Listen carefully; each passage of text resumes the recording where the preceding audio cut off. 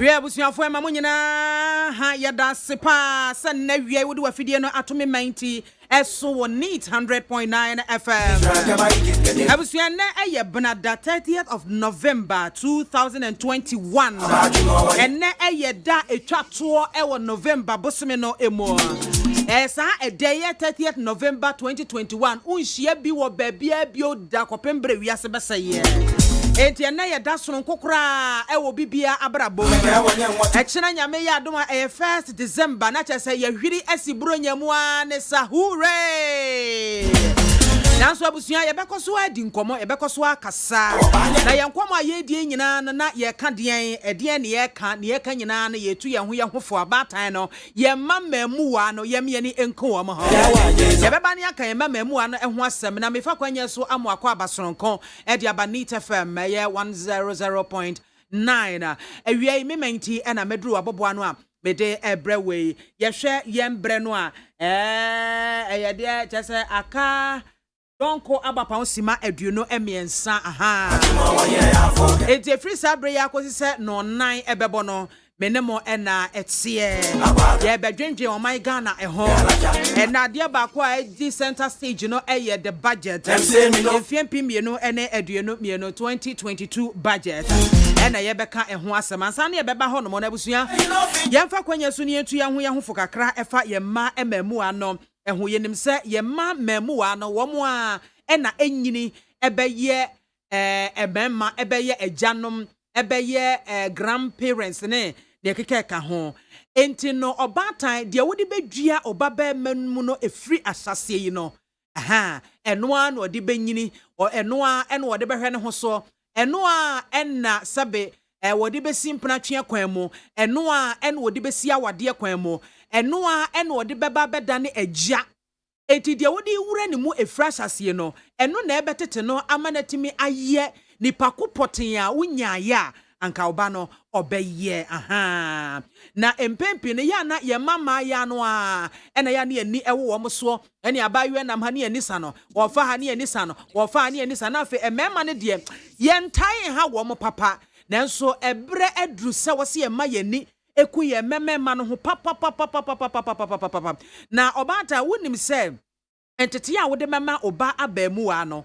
eno ensunsan so a woso on emma society na yewo mu no wonim se de si esombofa ya wodi be wura bofra ne mu se wodi be hye na adwene mu entete ya wodi be ma no amana hunu wiase ene ade no eno na be shape no emma ne so ba emfaso emma society na se emma wankasankasa kra mo abatan no ene sabe abusua wo demu ene kura wo firi mu ena afi omamu ni nyina emfaso eba ene so ede mamu nyina eti abusua obatan wo adwuma ye papa saa ne ma dwendwene ho na hunu se ne ma bia wo ba subanya wo ba no eda na die no aso wo na de hye ne mu ana hefa ena okofa firi eba ye se yepese ye mamamu ano wo mutimi enyini na womo edanso na wom be ye akatachie ni abrempon se de ye hwehwe no no a ye be srese ene ye yemfa yekodro honhom yemfa nhye womo emu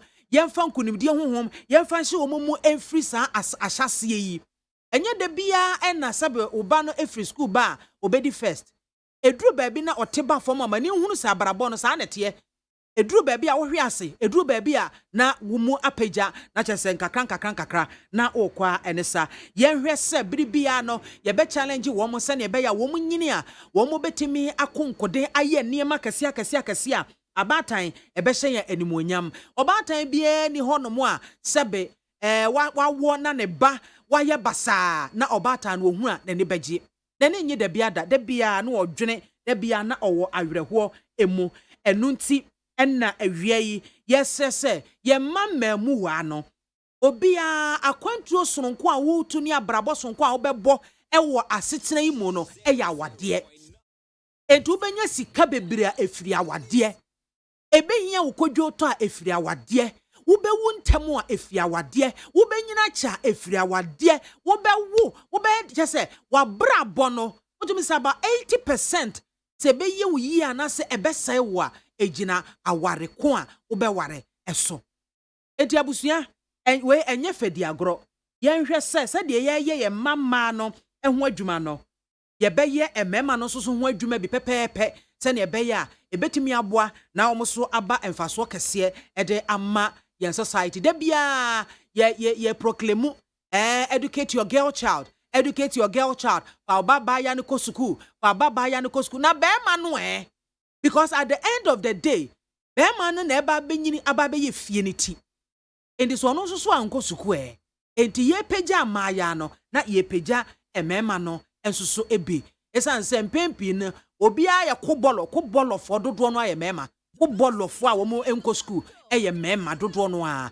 eti hwan eno no so peja nti abatan moma yemmo ye ho so adwuma no menka se ye easy enye mre eden papa eden pa enti e wo se udi nseni anem udi ntoma bo yem esan se wan wakofa to ho so ena nda bia na meka sa abatan ye se sabe nim se edi se ya ke bia nka me nware kora na nka mawo ene me nkwa na me na miwiase na me kona me ba ene me pa de mpe na medie ba bia mpe na meda de me pe na me ye me ho obia ni mini asem but once I decide say ubeware ubeboa ama the Bible aka etimi abamu no responsibility na ewo ho no eye emofra befiri mu aba no esa ubetiti wo mu yie na wo so aba mfaso ede ama society etu obatan yire wo ho na konkodin akosi se ubehunu se de wo hwehwe se uba wodi adua ni mu a ebefifiri na so aba mfaso ede ama wiase nyina no saa niema no wahyaase ehunu ewo ba no mu ansana wagya saa okon no yes saa pepepe befa gwanya so amu akwa abasonko ede aba neat 100.9 FM eha eye meman enti Abusia production crew aye crab dojo odami adoma Jerry Osajima frema abankra na nanane asafo wo madaroma ena wo bomichi dom enne awie ma yede enkomotwetwe no abremo ye WhatsApp line so ya activity 0503721744 0503721744 ode o message na o comment no eba ye bekenkan na pepepe ede amount Abusia mi din ede MAAME BIAMAH AKWAFO betimi afre me BIAMZI 1 woman gada MAAME soja BIAMAH brofo de ya bi ye keka ho nyina ofre me a meje so me na me di dwumadi ho chia me enawie free sabre ko se no 9 ebebo no 9 bo a na chese me ne mo nyina me de mo eja ho no mo anesa na enche kra me de kanawu ebeba enti se de bana da bia ye ya no eye kwan so kose ho dawubo no ene kanawu ye bekoso na ye de kwan so kose ho dawubo aba esanse nyame ya adomo a ochina nkuto na yewura December bronya bosome no emu momani tuase yewura bronya bosome mu a samoa muhu emframa ya ebo ai de ye ene de anya nyina ewo mu be na de ya na enye no dodo no a ya na ewo kwan so eti ene ye bekọ kwan so na ye di nkomo kakra ewo ho enti twen me enko Respond to the statements made by the chairman of the Foreign Affairs Committee, the Honorable Bra Champong, in which he claims that he has advised the National Security Minister not to respond to the question we have filed relating to the President's profligate, ostentatious, extravagant and cyberitic travels, which, as you know, we in the NDC caucus in Parliament have raised strong objection about, because it is wasteful, it is totally unconscionable and unpardonable to have a presidential jet which is in pristine condition, to leave the jet, to abandon the jet on the tarmac, and to be renting expensive chartered aircrafts. Now, yesterday we heard from the chairman of the Foreign Affairs Committee claiming that he has advised the National Security Minister not to respond to the question. First of all, we want to make the point very clearly that that statement is an affront to Parliament. It is an undermine of the authority of the Speaker of Parliament. Order 66.1 of our standing orders is very, very clear. And for the avoidance of doubt, I want to read that provision. Order 66.1 provides, Mr. Speaker shall be the sole judge of the admissibility of a question. So no member of parliament, no other person than the Speaker of Parliament, the Right Honourable Speaker, admits a question. And the question in issue will relate to the President's May travels to Belgium, France, and South Africa. It's a question that has been duly admitted by the Speaker.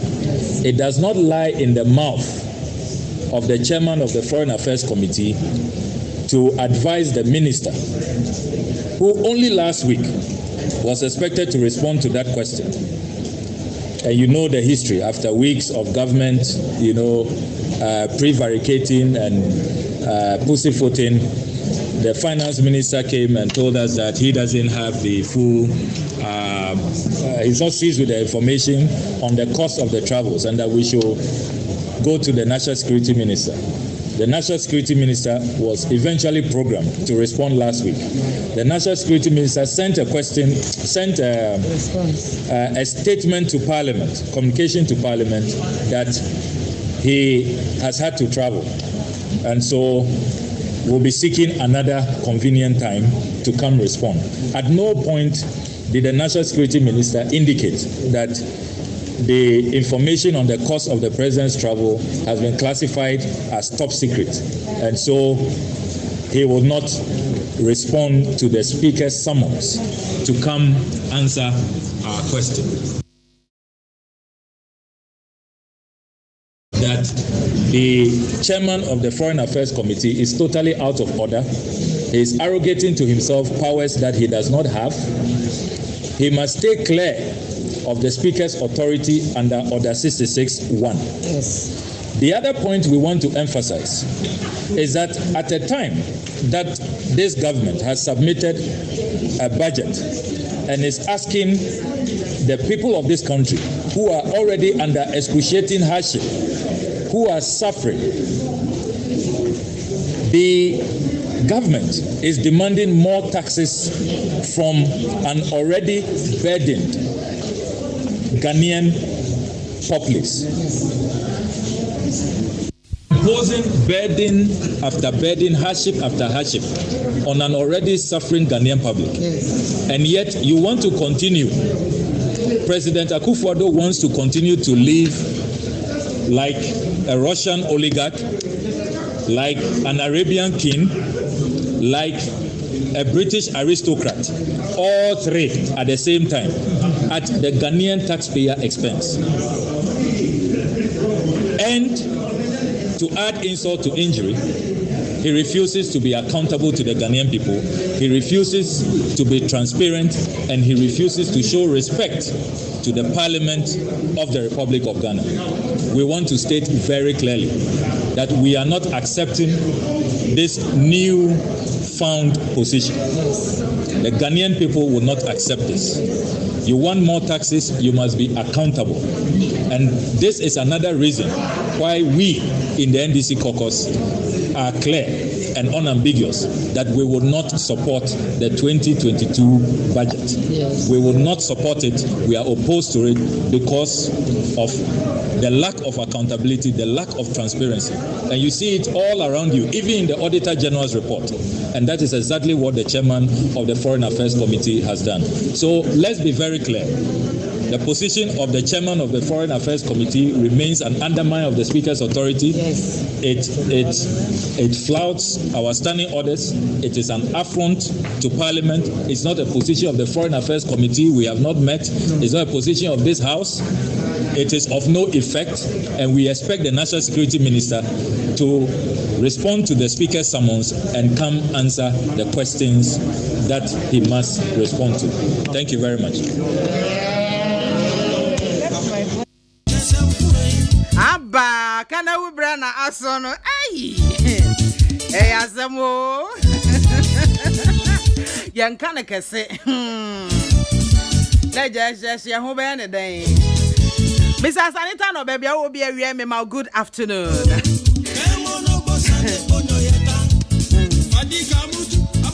was kana wo bre na aso no ye de se yenka ngu ye ka tena se ye kan nyankwa wa de ase na ebobo back ye bronya brem se no se mo amani tua muhu mframa ebo ene se de nkofo ani so ye hye wo mo ekoye shopping wo mo efa ha we wura ha we yese ni nyina na chese amawie mu mframa no asesa kura na eba ne sa ya na ekwan so eye hyemo ai ya na kwan so ya pa eti ebedu bronya brem se ya na ye de campaigns ahodo bebre egu akwan mu campaigns pi na ye de gu akwan mu ehwe se ye betimi ahwe na ya bobobo ye ho so na timi aboa yen anase sen na etie sa pepe eti na wia ikana wu session no ye ba bedi nkomo keto bi nya ya disua kakra bi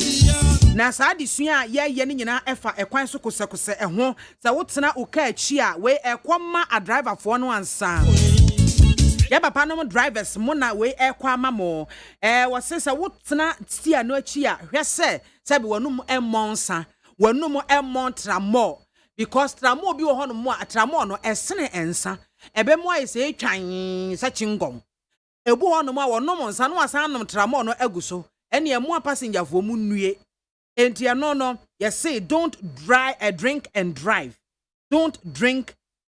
eno ye number 1 rule eni se driver ni se wokotena ustia echinko ade eni se wode ensaden eka wano enkwanhia bebre ena nam sa ade yi so aba enam se be alcohol so aba na empempi no sa wonom ensaden no a ya na sade anhwemu ama yate ase no wutiremu taa ya odedede ase wuchese baabi a wonam no enti wo ko speed kura no a ebro so a enya ade a uhu no enti no emma wo nso so enwini yie wadwene no enti misisi so baabi a wose wo to obu ase kura na ensa na epia wonti no wo behu a na wa bo break atwen de afa baabi wa bo break atwen de afa baabi na akofa nsem bebre de aba enti no ensa den die wo ye driver ni dan ye da wonkwa adwuma na bia ne utifia wonko baabia na ne obeno mo ade de a wa wasem a na mom se wo kotra si echi nko ade a omoden ahwese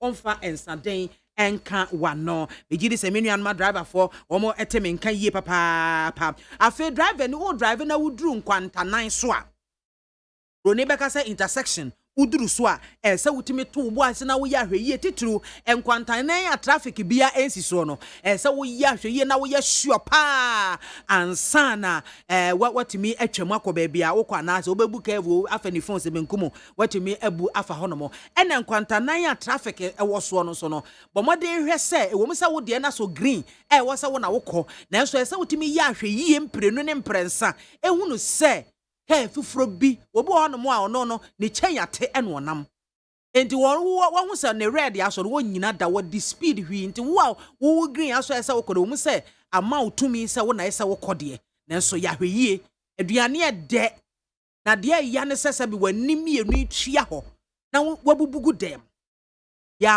anwo se bi bubuafo enkwanhia nti wani an na hoketo abinti na wabubu agu dem untimi nko entimi emma ya yenwene saa ne ema no eho enti wuduru nkwantanan so as a driver ese otobo ase pa otobo ase afen so o drive a bomodi ahwe se anye bie kura no onsa baako eda steering wheel no eso enyai afen na wo change CD afen na wo tune to radio favorite radio station afen na wo miemia wo phone so afen na wo mu ana wudidi kakra na wudi aduane ahye wanu ne ade wan hweye baabi a wo beyi wo nsasa wo de kwa akofa aduane no na ka na kwa akoba menem na to na wo da baabi saa ne emen enkwanhia bebre nam so asi eti ebesre wo mu se o drive a edidie ne ante didi wie na tena wo si achi wo hu se kom de dododo a passenger for na ade wo nam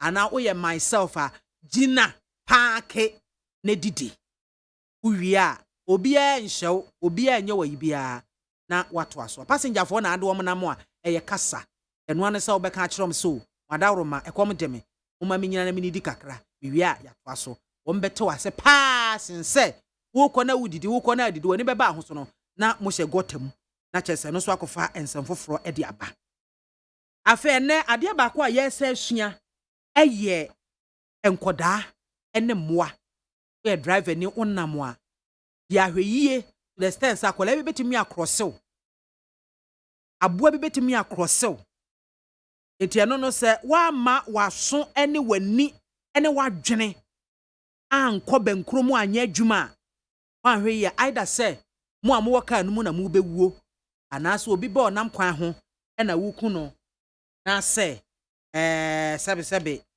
aboa bi ena obo no ato atwene na esan sa entity yahodo eduru sa be no aya na national road safety 43 wo motai erande programs bebre afa so a driver for unions no ankasa nso no ya wo motai eyeye programs ahodo pi enti ye kwa homa so na ye ne chairman ono ne da concerned drivers union ano awuli ye ne no edi nkomo efa ahoboa drivers union concerned for wo mo aye edi twen buronye awuli awie ye mo ha o ni aba me jonso ka fra se ma mo agina so ache o anya fi ni awaye no fra me ni aso papa yo wada uma o kana ye da kuma papa yo wada ma concern for na mo ho tesan onyankopa adom ya hoyi na nsa mu ya ka say driver for it say mo be demonstration mo be park mo cars mo nyanko mo nya adwuma ene ade petrol no ebo akosoro nti enya amaso ahu ni omni say me say budget no review bi abamunti no no wakwanya say taxes na ye ka no won be yiye film na abafo because taxes are kind here. We say about baby or with the 90% of betum. Baby or the 220% of betum. And no nane bo euro so. Now so minimum say you have them. Minority majority betum trap one. Now we might be yes so we might see what they are.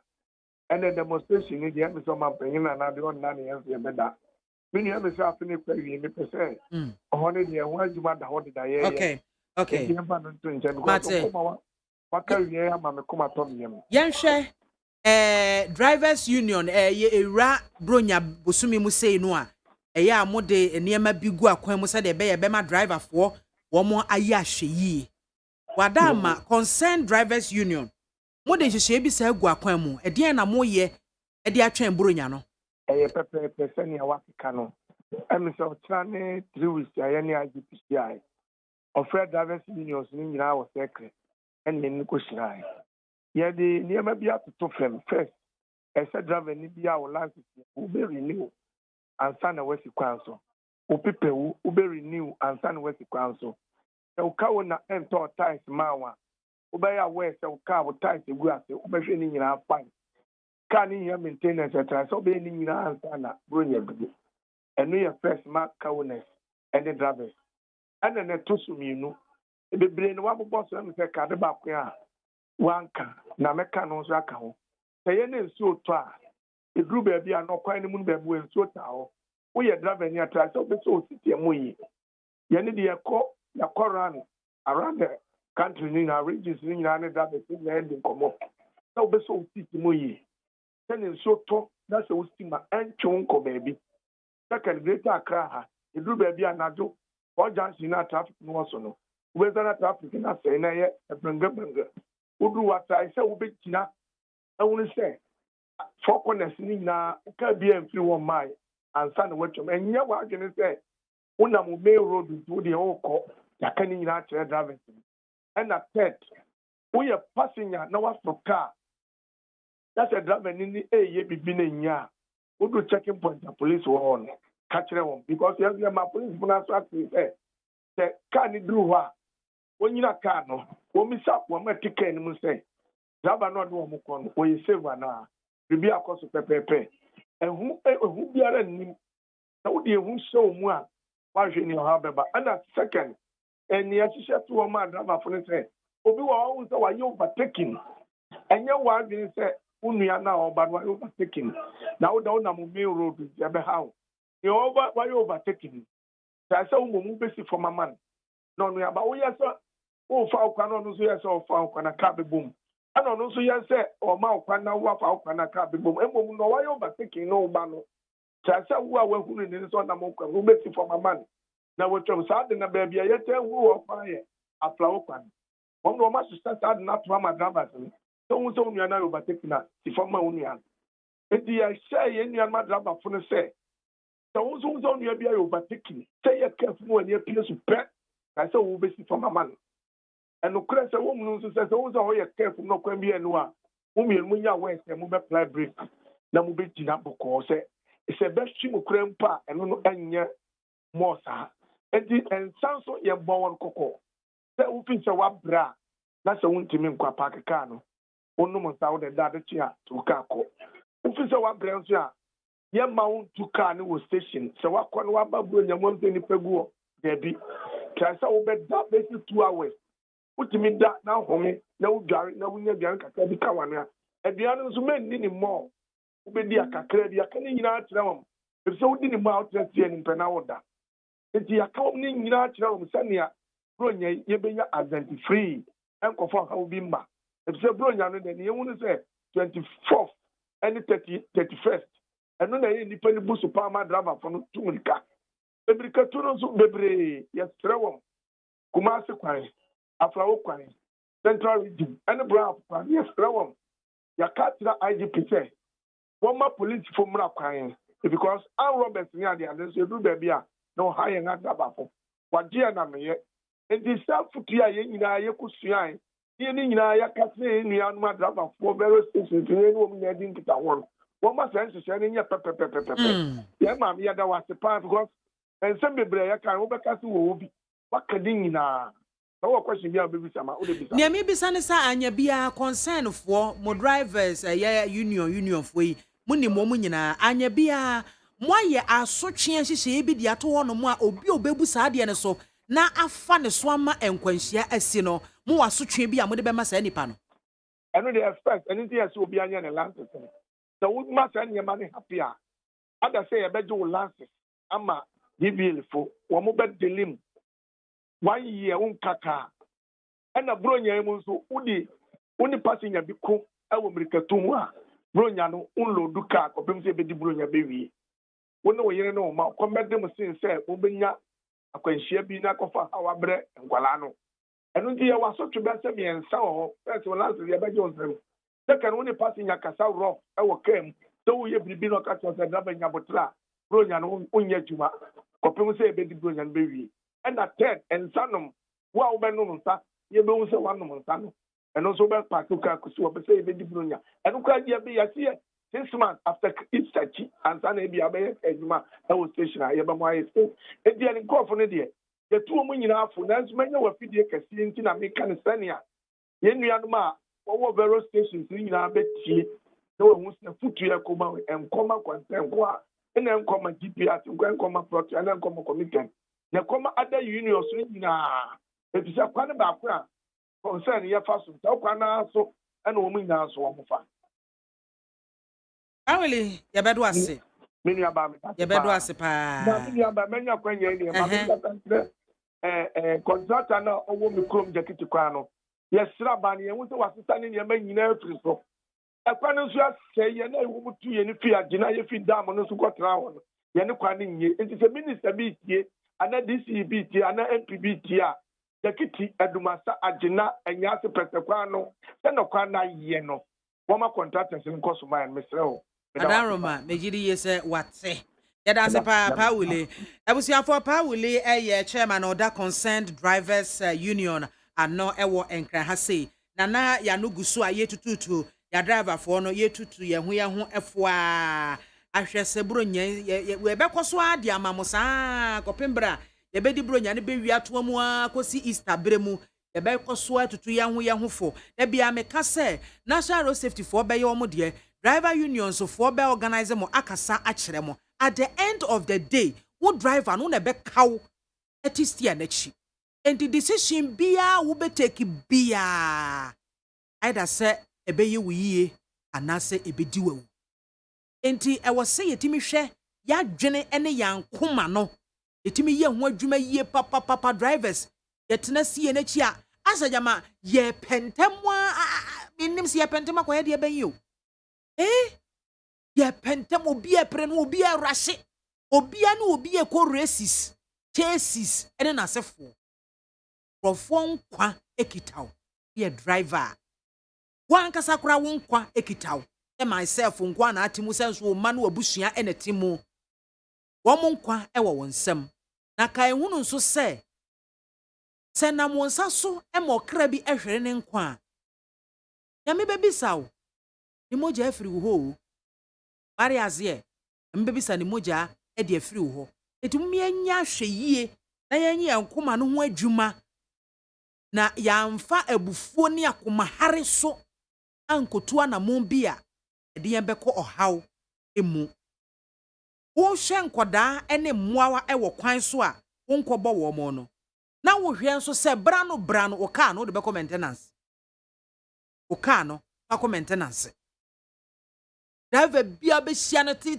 trotro foi taxi foi de ka no bibia se oh enura nko na mi hu me po adwuma pepepa me de call mechanic wo boa wonte da driver ni wode ne ka beko maintenance no this one who say say sikwan mu agya na sikwan mu ansana na ni aba ne ho so so wo ye driver na wo ye saa na che se wo driver ye no akaw kakra driver ye no akaw kakra na baako a mede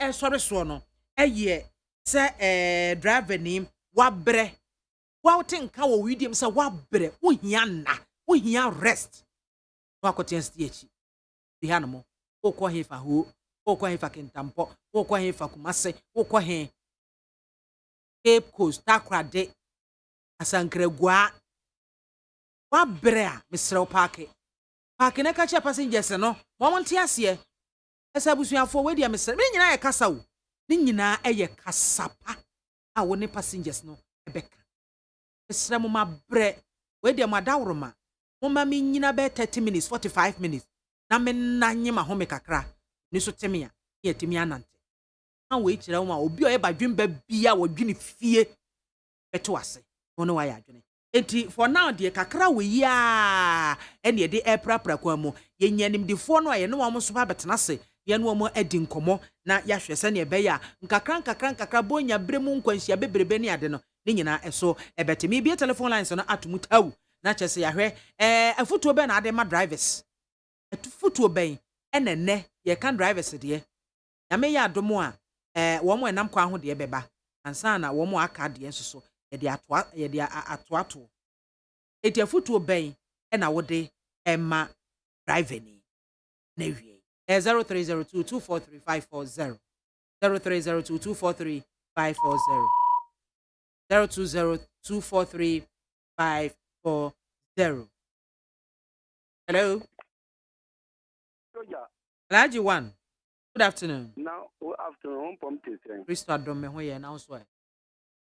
Ye da lasi. Iti Alaji. Yo ye mambo ena jima papa o ye ma o my Ghana.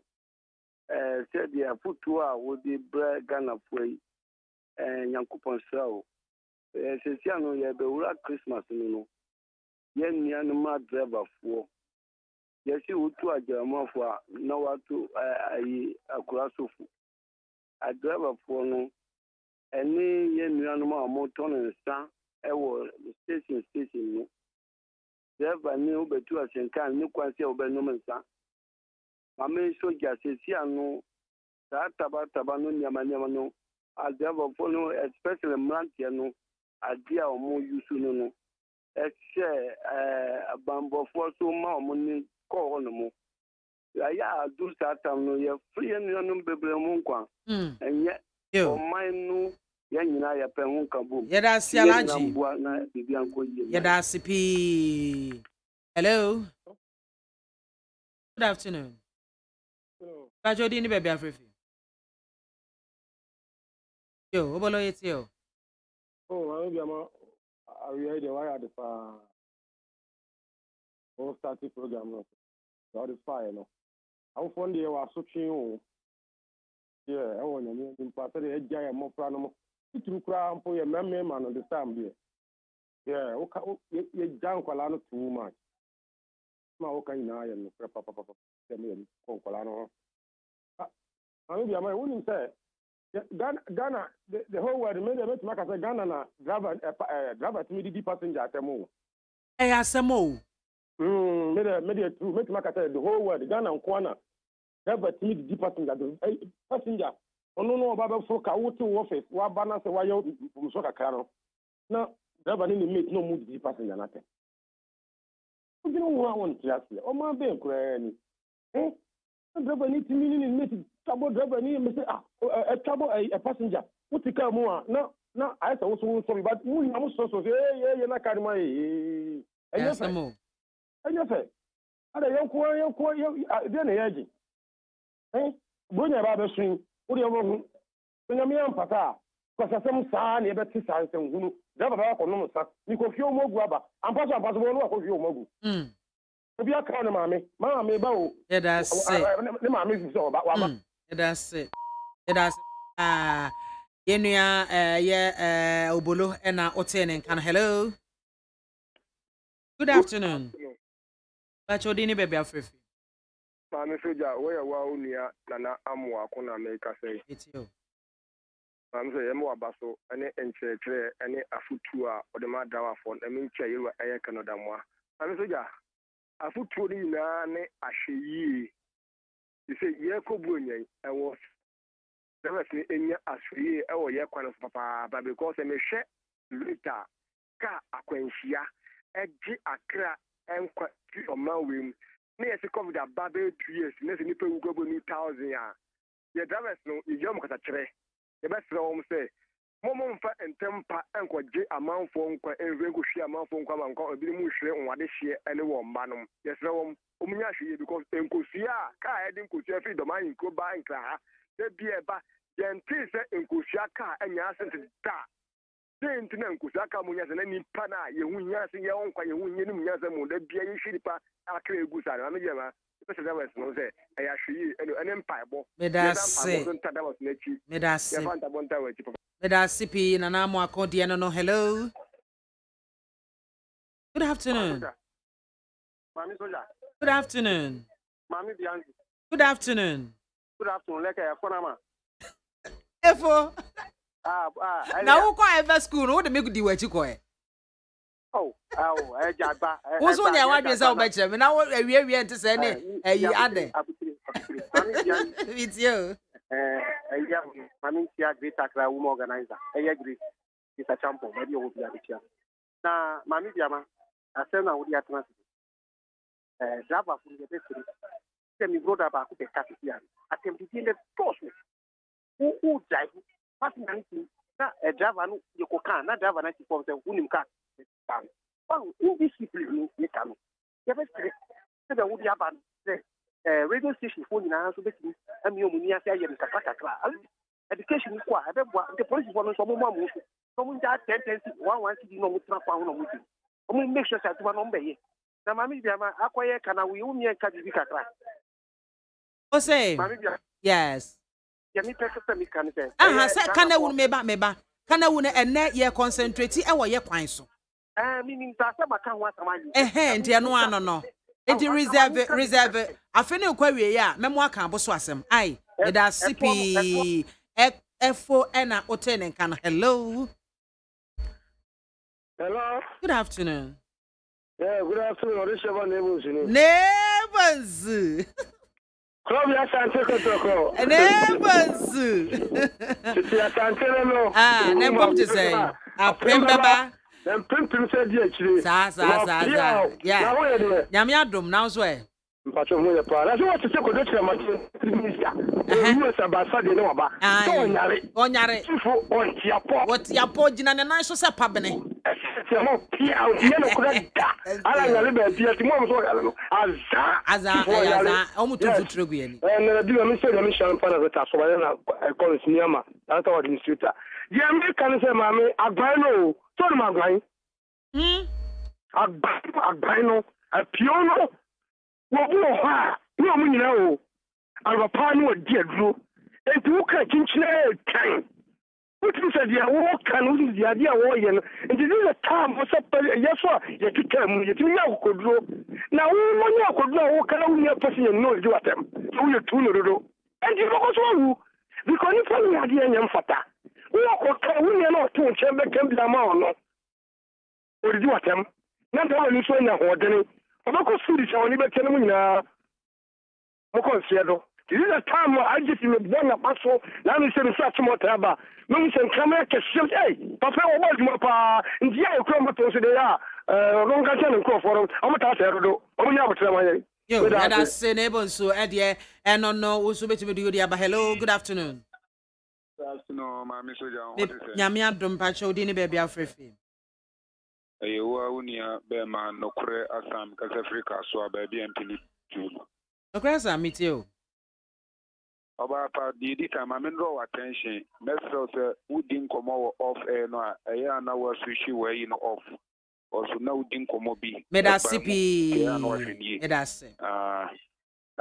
Mecha, large sheriff, none, to sweater, and a Martin to pray.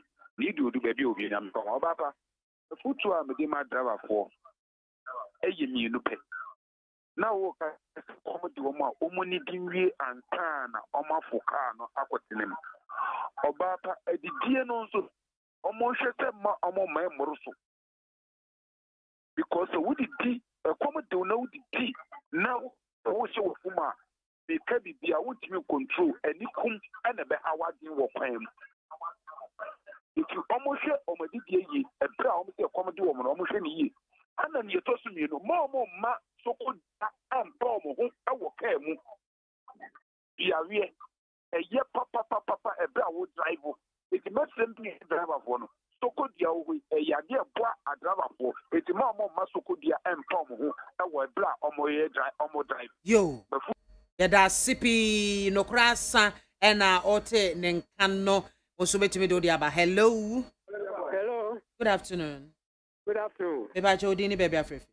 I have a guest here. The number of stuff of him. Avim Koyenko.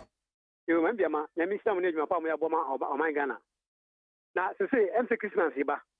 The ocean I do for David Job in the name Kumwa. At the pa. Now, there any born motives of Kutaka, the Nikumpa, the so of a soko, also of Christmas in Opiska. Car, what you must say, Uchikanas or Nikuma. Unga Tawanu.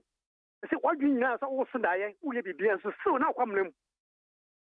It is sad of one say, Omunya, but let's say after Eban, Omufa, a person has no corner for me just with your call. Now I'm your master, do can see overhead nothing. After a test Java, after Kutakana, the super in your home. When you are not two, no, what's away now. As well, a bus stop, drop a drop here.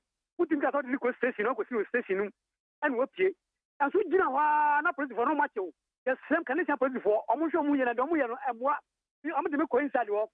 It's a one of what in the sense can be bow. I'm so excited and Davan is almost that one, Madame Tikanba, police station, and I'm sorry, I don't buy a battery. It's a kind of can say, oh, yeah, Nessun Skitty.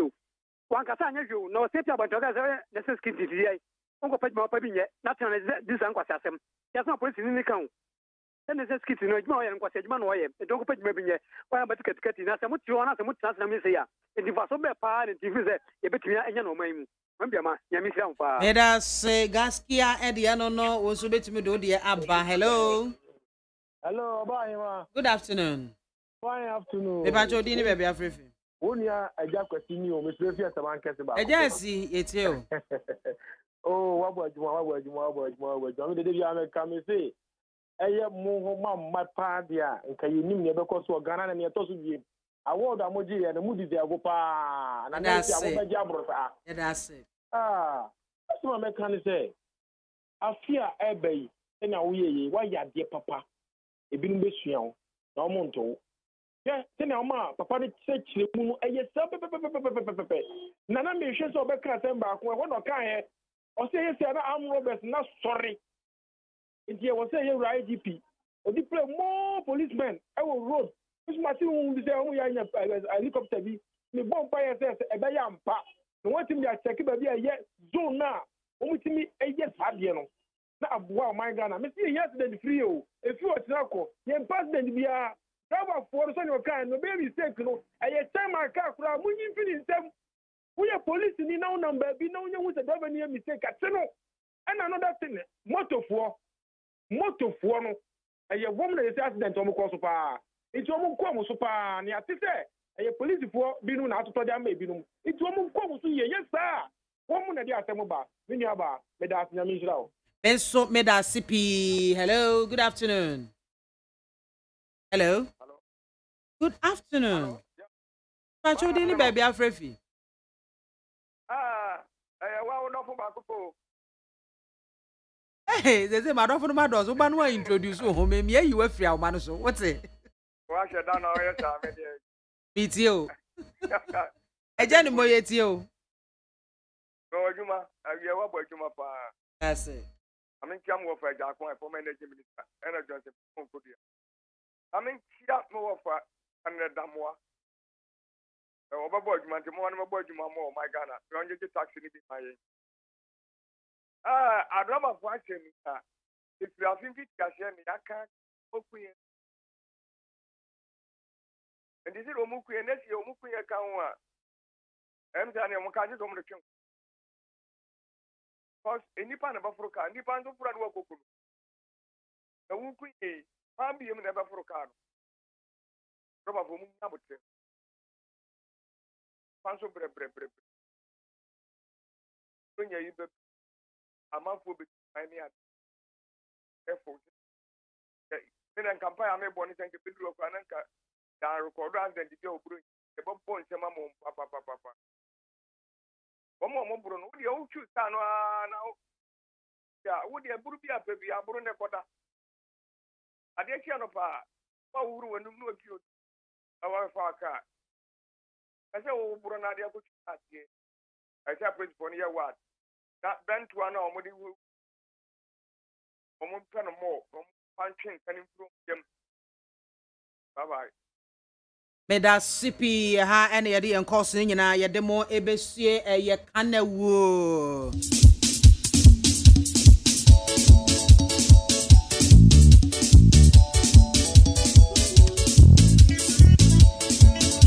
Mameria messages kakra bana me fan ntwam en afe yemra enne ensem wa yebesi ne koso no eso achembo edi no say good afternoon. The 2022 budget shouldn't be perceived with negativity in the minds of many Ghanaians. Issues raised in the budget should be dealt with consensuously to enable Ghanaians receive development in every sector of the economy. I congratulate the Agric Minister, Dr. Osofri Akoto. Comments apilatu mamiso jamoni ejuma. No matter what the NDC propaganda, no matter what the NDC propaganda for the 2022 budget will, NPP will break the 8. Regards to Honorable Brian Echamponana Ajwa Cheneboa Nat. But the way free Awodome Accra, the mischievous attitude of the minority in Parliament to make the 2022 budget unacceptable won't wash, and they should know their singular attitude affect all Ghanaians and not the NPP alone. Kofi Schneider of Osohene. Good afternoon, Mami. Our drivers should save lives. They should always give priority to other road users. Greetings to Honorable Dr. Osofri Akoto. Ben Sam, NPP will break the 8 no matter what the NDC will do. Bedi Akobi Ebenezer watching you live from Kintampoman. Here, our country's problems are visible everywhere. NPP cannot break the 8 until they change their minds and attitudes. Yao Golompe Dianono John Strayboy is watching us live. Noah the Ark Builder. And Odiwe Yabano say, greetings to the people's person, Collins Nunchuri, Nia Masi NN, and NPP National Treasure Hopeful. But in the other news, the accident on our highways, Accra Kumasi Road, to be precise, most of the accidents is caused by drivers, especially those small white cars at Circle. Their overtaking is too much. Wrongful overtaking indeed. And then there's Fidel Hayford. No, so good afternoon, host Tadi. Dr. Dufour should expect him being sacked from the NDC party after his lectures. My regards to Chief Farmer Dr. Ephraim Akoto. Nana Ekriamwa Boate Naba, Ablikuma Central. Good afternoon, BMZ1. NDC is not the alternative for Ghanaians. We should trust NPP to move this country to the promised land. Ajenkwa budget is best to move this country forward.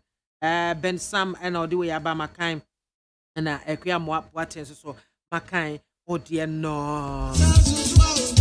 Abusia ha ena yede kana wu no yede mo esi yede mo asese mutimi efre ye meshambo ese nyame ya adoma mema kwanya na yewie discussions no ehia ye be sorry sokora no a maybe phone lines na masan a contribute ne de na ye ka purely politics ho asem medo asese oje bre ene me ehia mu e wo kana wu enso me nko emeda so ha se afi ne nkomo no wankasa ebe ye de entitwem me basesia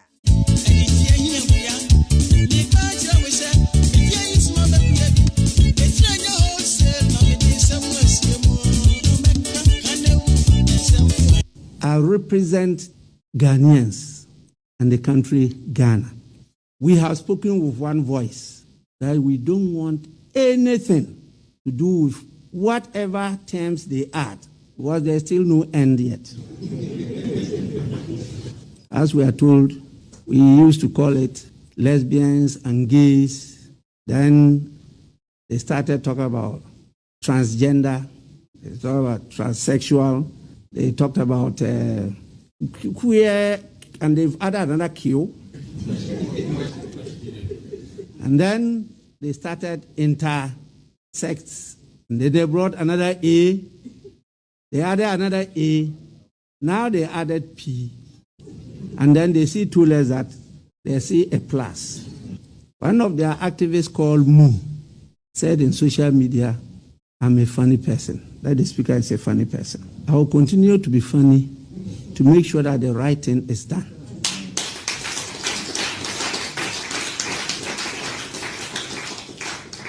I am pro-life, and I will continue to be funny to make sure that lives are saved in the world.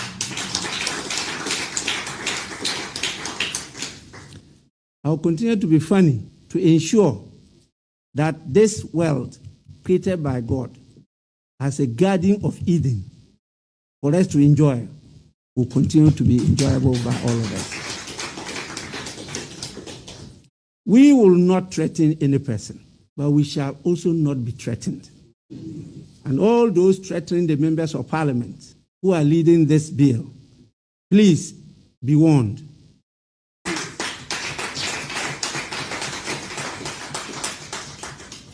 We cannot be threatened in our homes. This must be stated loud and clear to those who have come to do business in Ghana, those who represent their countries and think that they are right. We also represent our country. And they can never dictate to us as to how to live or not to live in this world. And I'm very clear in my mind that this House, the Parliament of Ghana, will pass this bill as soon as possible. The ideal society they belong to are in these terrorist groups and not, for example, the Republic of Ghana. And so they would criticize how our democracy does not work and it does not deliver. They will criticize how they are waiting for jobs, but those jobs will never come because the government will never be able to deliver.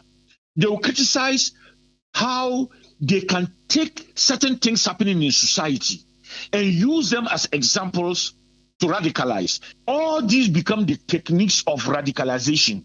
They become the techniques of, if you call it, undermining what we are, what progress we have made, and what we have achieved. People should not assume that there is no jealousy, local government level to national level, to prevent that radicalization, which then makes people to fall into the hands of these groups when the possibility of recruitment arises. Let us continue with the effort of delivering good governance. Military or security is one, but it is more about the delivery of good governance. Let in every village and in every community, even when we have challenges, let us continue to engage one another in which people know that there is a collective effort, both formal and informal. Continue to allow you in the media to have the space. Even when you criticize, it should not be interpreted as negative. It should be interpreted as constructive to help the accountability process. Let's continue to deepen democracy. Eti kan fu mo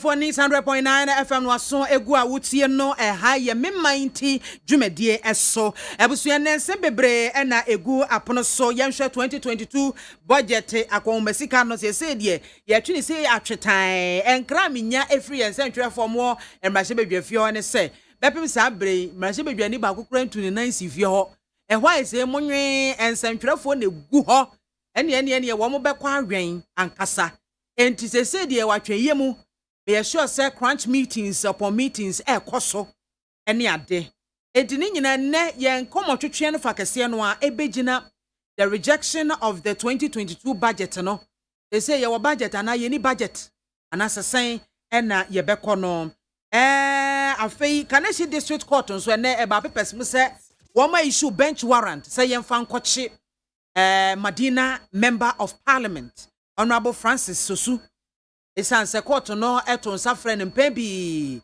wanfi court no nti wabu court no animtia enti yenkonkwoche no eno nten koda LBGTQ eno bill they say shraj panyimpa ena wakasa ewo ho eno o chese wo hwe bill ni din a etietie nipa fa ahodie eso tene menya mamra ema kwan se yema obia de opeso ye no wonfa na brabo enye no ta LGBTQ+ ya wo de ebe no etietia sa afa ahodie no eso enti so wo ka so wo agi atomo pa de a emmoa ema shraje wo madwuma enkoso. That is what they are saying. Emma shraje adwuma enkoso enti wei ene ensema hodo bebre ena awiei ye betase ne se besepa eni konna hahan empanyimfo a ebeboa me eye Kafui Kujo Amega woye NPP National Communications Team member Afei Godwin Mahama ono so ye NDC National Communications Team member ena Sylvester Sapon Soprano CPP Director of Communications na nyamencha de Sylvester Soprano Sapon wababe kamensa ewa ha ena Kafui Kujo Amega ono so abekamensa ewa ha say Godwin the watermenka o ya ayo onokwa o ya agi late comer no aswa na adade na ye captain class captain late comers captain they say mama o ya agi aswa mpanyufo me mama akwa aba ya minu aba na mompo mutesen boko nyame ne hene erade asamaga netisen so nyame adom boko me hu 2500 years nka na ba me hu mani agi ho fe dware o ayadom ayadom nyame shirishira o marakwa that you want to say adom atiwadi yaso no nsem wo ho na galam say mo yande ma me wo ha de kabi ma yen wa because me kroma samata mo kuyen na senti na me se wo ha kabi ma yen so ne yadi tumi hya won sa ne ye nkyira wo se fatumi no ebra betena ye so enti sa wote se unkohu se obi si obi so asesore ye so enka se sore ne so free ne so no ba so emra no omu butu yeso anyina mu yi omo se sori omo so na omo anka se sori yeso omu free ho ya na omo betiti esi etumu ma ho kwan matamfo omu simu dia omo se kuro no anyina mu se emobo areho pa emobo because am wampi nka hwemfa ho haya kwa ho nti de famisi heya na mu DC nsuso na me de me nwanwa se na me ka se okita tumi ni ya di tumi hye won sa se we say sansem ya ekoso yi nkensem a nkese MP any DC omusi hu nkunya ene ye ka ho asem maame ebeye kakra atiwa is ekombesi atiwa is asiawie ebeye kuro nkituwa bi pe ina betumi ahwe no because ukofa baabi a mimi ko asase wa maame ye ni ahemfo ho anyina mu de se ohini bi ani ho na mu ne se ayi wo ho jansen ne wo se na meka se ohini tofo mu makom wa ahemfie ho yi maame unhu de ekọ obi epe bibia de awu unhu de ekọ ene ye jaiom no mo se ye nsasi saa no mo tumfu ogu omo de ya me ya wo mo kese yakura ne se omo ya omo nkata so de ombe kata so nso a eye kakra bi ye nkata so nkonkosi enti no mo jai ne saa na enkrofon so edi mu agro enti se ko ni se ya na ehefa pa na ye de oman ni kuro yi ekoyi that's eti wafo no say me many abre because me krom nsuso wo mate asi ho soprano mo ye galamse oba unse galamse asem no nyina no ekowie adwuma so na krom ha say no for the past 40 years no said the BIAMAH no sebe Ghana for to say President Akufo-Addo, President Kufuor, President Mahama, Honorable Osafo Mafo, Honorable Alang Babin, Honorable the Venerable Honorable Esiedin Ketia, all of these people, Dr. Kwesi Boche, Professor Kwame Nahwe, Penyinfui, and Omar running into the ground. Omuna running economy way for the past 40 years since Omutu Liman. They own this economy. Omuntimi create adwuma. Intimi mom de se share opinion former president His Excellency John Mahama.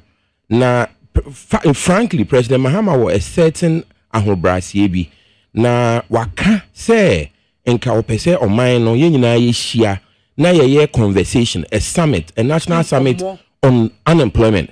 A very, very, very, very, very historic and important opportunity. The leader of the biggest opposition party, so to speak, and now all Kasano, it will open doors to other areas. But just briefly, maybe because project I abandon is because of yen commodity. Maybe I be manifesto. So now minimum the na make can be see ano pay na ki why ejuma and they say ejuma no omuntimi create no time be a CPP e ba na pese e kire omo one quickly na can make chair President Akufo-Addo NPP4 yanka CPP4 munya but